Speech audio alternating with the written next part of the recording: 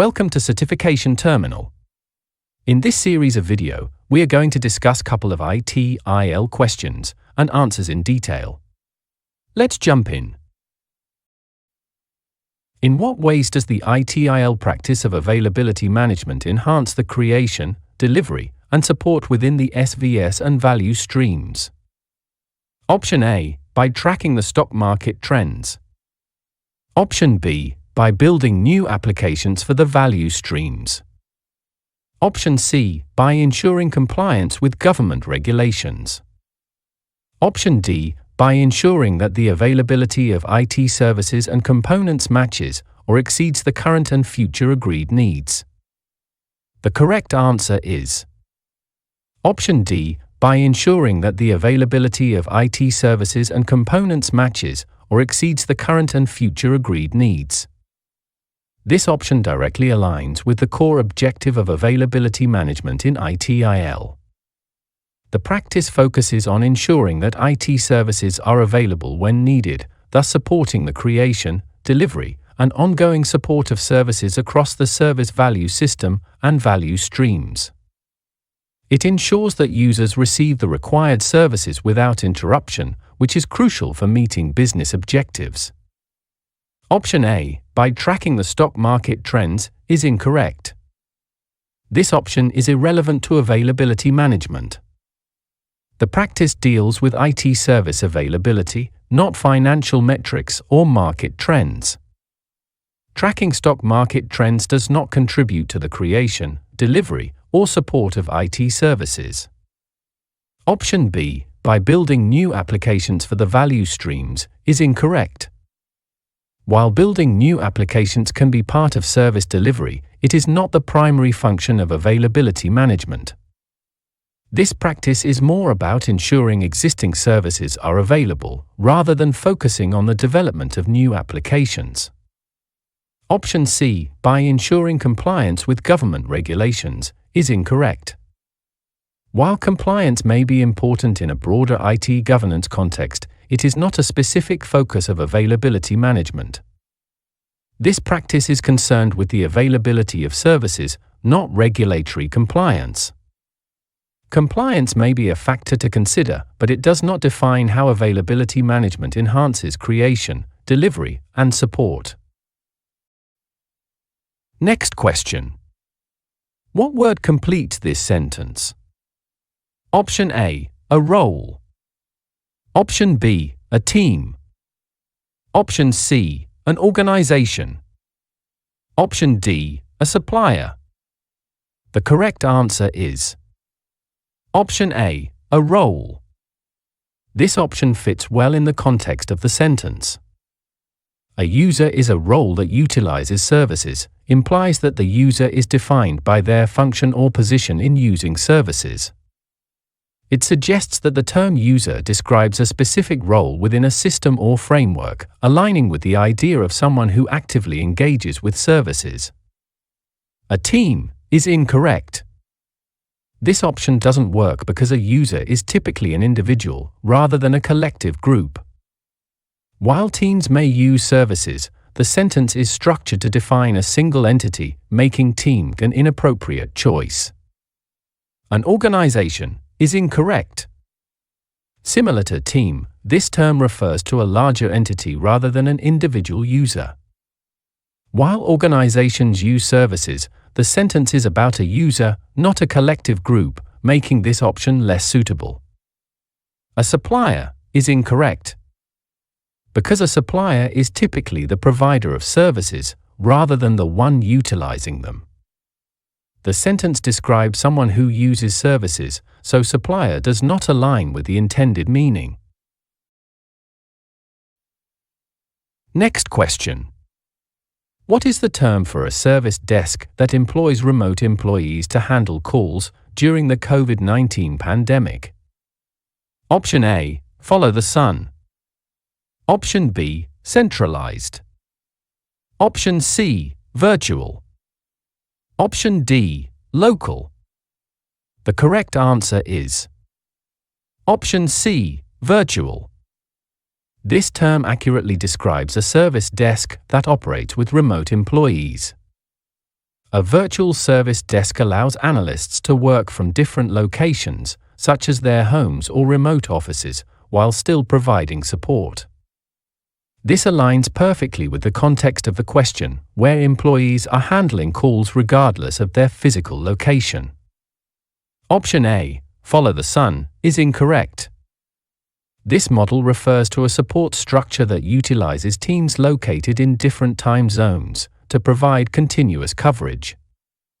While it may involve remote work, it specifically aims at global operations to ensure 24/7 support, rather than focusing on remote employees in a pandemic context. Thus, it doesn't fully capture the essence of the situation described.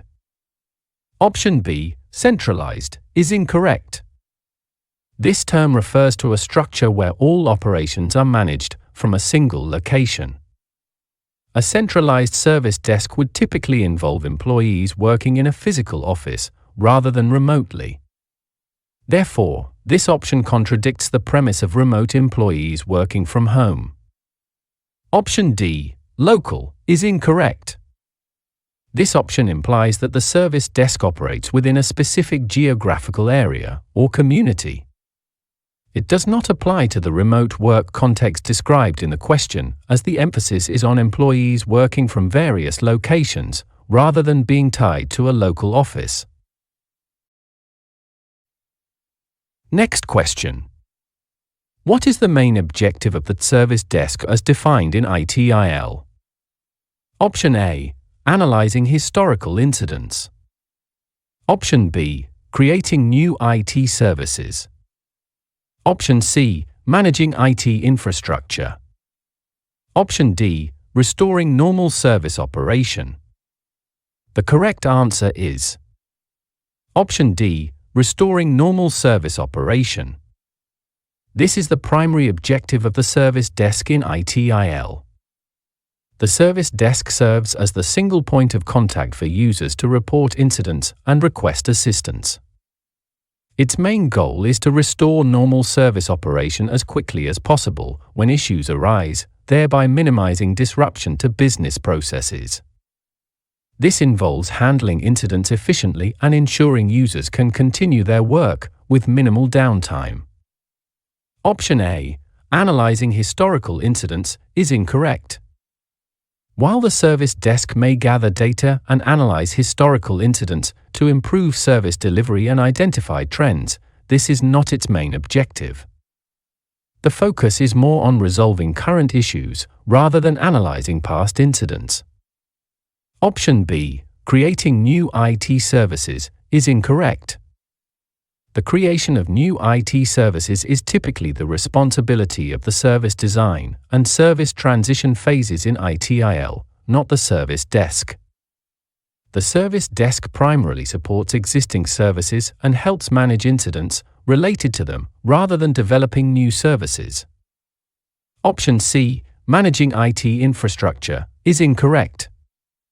Managing the IT infrastructure is generally the responsibility of IT operations or infrastructure management teams. The service desk does not directly manage infrastructure, but rather acts as an intermediary to report and resolve incidents related to infrastructure issues when they arise. Next question. What is the best strategy for handling a security incident? Option A, try to fix it yourself. Option B, report it to your supervisor immediately. Option C, ignore it. Option D, all of the above. The correct answer is Option B, report it to your supervisor immediately. This is the best strategy for handling a security incident because timely reporting allows for appropriate action to be taken. Supervisors can escalate the issue to the proper authorities or security teams who are trained to handle incidents effectively. Prompt reporting helps in mitigating potential damage and ensures that the incident is documented and investigated properly. Option A, try to fix it yourself, is incorrect. While attempting to resolve a security incident may seem proactive, it can be risky. Individuals may lack the expertise to handle certain incidents effectively and could inadvertently make the situation worse or compromise evidence needed for investigation. It's better to involve trained professionals who can address the issue appropriately. Option C, ignore it, is incorrect. Ignoring a security incident is never an acceptable strategy. Doing so can lead to significant consequences, including increased risk to the organization, loss of data, or even legal ramifications. Prompt action is essential in managing security incidents effectively. Next question. What is the main objective of the service level management practice? Option A, ensuring that an organization's suppliers and their performance levels are managed appropriately to support the provision of seamless quality products and services. Option B, setting clear business-based targets for service performance so that the delivery of a service can be properly assessed, monitored, and managed against these targets. Option C, establishing and nurturing links between an organization and its stakeholders at strategic and tactical levels. Option D, supporting the agreed quality of a service by handling all predefined, user-initiated service requests in an effective and user-friendly manner. The correct answer is Option B, setting clear business-based targets for service performance so that the delivery of a service can be properly assessed, monitored, and managed against these targets. This option accurately captures the main objective of the service level management practice. SLM focuses on defining, agreeing on, and monitoring service level agreements, SLAs, to ensure that services meet business needs. By establishing clear targets, organizations can effectively assess and manage service delivery, ensuring alignment with business expectations and continuous improvement. Option A is incorrect. While managing suppliers is important, it is not the primary focus of service level management. This option describes aspects of supplier management which may be related but are distinct from the core objectives of SLM. SLM specifically concentrates on internal service performance rather than supplier performance. Option C is incorrect. This option refers more to stakeholder management or relationship management rather than the specific goals of service level management.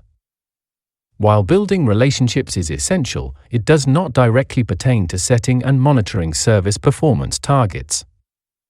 Option D is incorrect. This option emphasizes handling service requests, which is more aligned with incident management or service desk functions. While service level management ensures that the quality of services is maintained, its primary role is to define and monitor service performance targets rather than managing the execution of service requests. Next question. Who determines the metrics used in change management processes?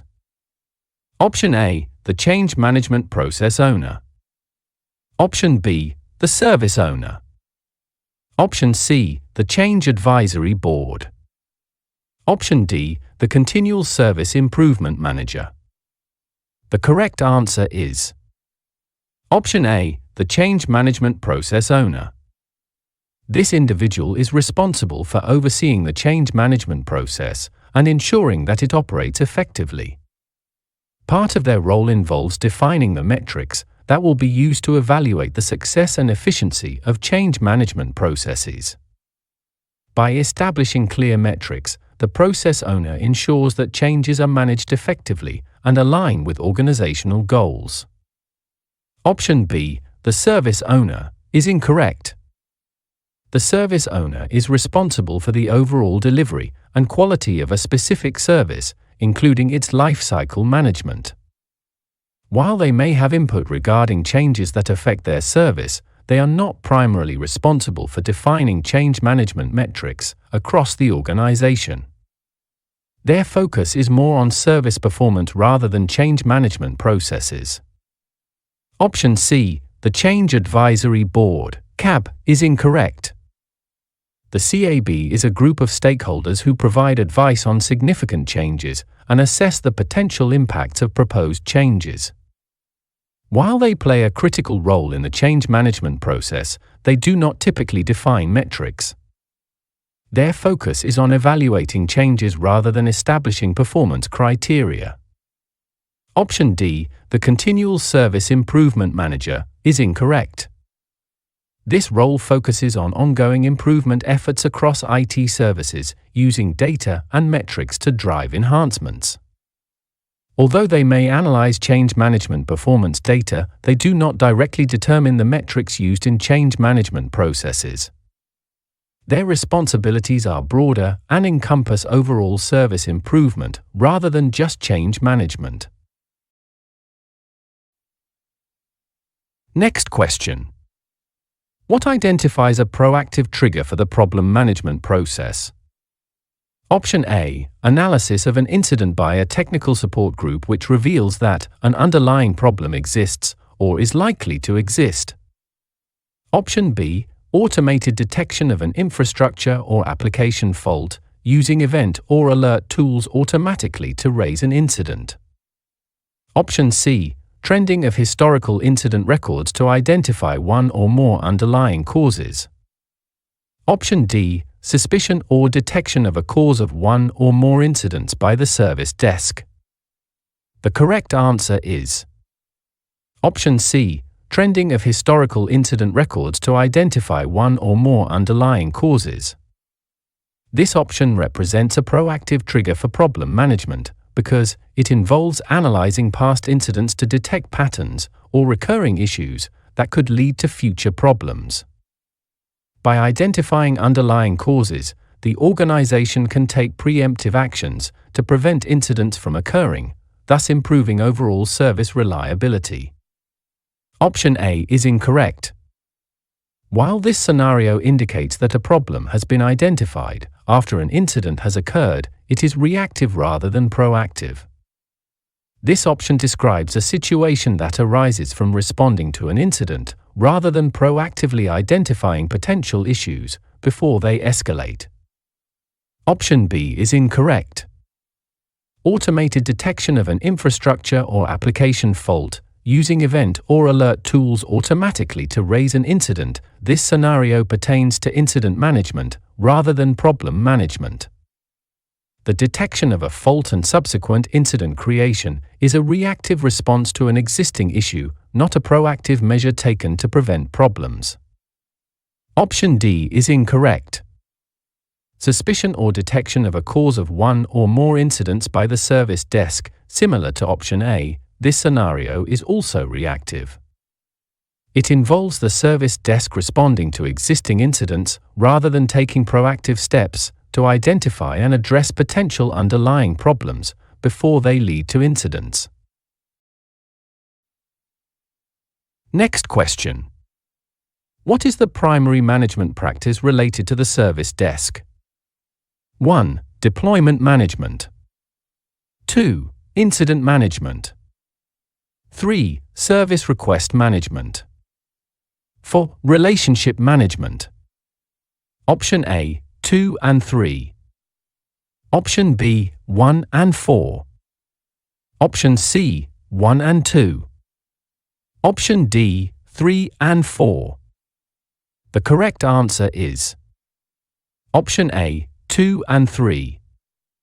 Incident management is closely associated with the service desk, as the service desk is often the first point of contact for users reporting incidents.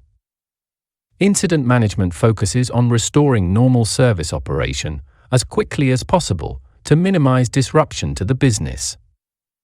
Service request management is also closely tied to the service desk, as the service desk handles service requests from users, such as requests for information, access, or standard changes. Managing these requests efficiently is a core function of the service desk. Deployment management and relationship management are incorrect. Deployment management is concerned with deploying new services or changes to existing services and is not directly tied to the day-to-day operations of the service desk. Relationship management focuses on maintaining relationships with stakeholders, but does not encompass the core functions of the service desk. Next question. What activities fall outside the scope of service catalog management? Option A, interfaces between the service catalog and service portfolio. Option B, fulfillment of business service requests. Option C, interfaces between all services and supporting services. Option D, contribution to the definition of services. The correct answer is Option B, fulfillment of business service requests. This activity falls outside the scope of service catalog management. While service catalog management involves creating and maintaining the service catalog, which lists available services, it does not directly include the processes for fulfilling those requests. Fulfillment typically falls under service request management, which handles the execution of user requests for services listed in the catalog. Option A is incorrect. This activity is relevant to service catalog management, as understanding how the service catalog interacts with the service portfolio is essential for effective management. The service portfolio encompasses all services, including those in the service catalog, and their interfaces are critical for maintaining coherence in service management. Option C is incorrect. This option pertains to the relationships and dependencies among services, which is important for comprehensive service management. Service catalog management must consider how different services, including supporting services, are related, making this activity relevant to its scope. Option D is incorrect. This activity is also within the scope of service catalog management. The practice involves defining the services offered to users, ensuring that descriptions are clear and comprehensive, which is essential for effective catalog management. Thank you very much for watching. Please hit the like button and subscribe to our channel if these questions add value to your preparation. We'll meet in the next video. Take care until then.